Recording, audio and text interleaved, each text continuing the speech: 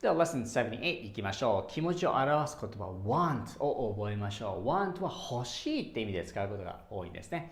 なんで今回はその欲しいって意味の文があるんで、2回ずつ読んでいきましょう。I want chocolate. I want chocolate. Very good. 次が I want milk. I want milk. Very good. Okay. そして I want ice cream.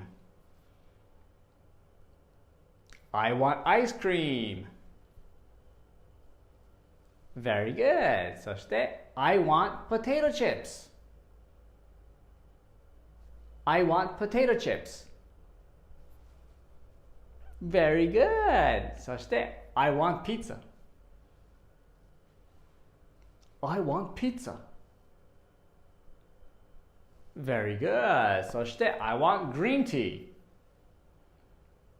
I want green tea. Very good. ぽいですね。ぽくなってきましたね。この調子で頑張っていきましょう。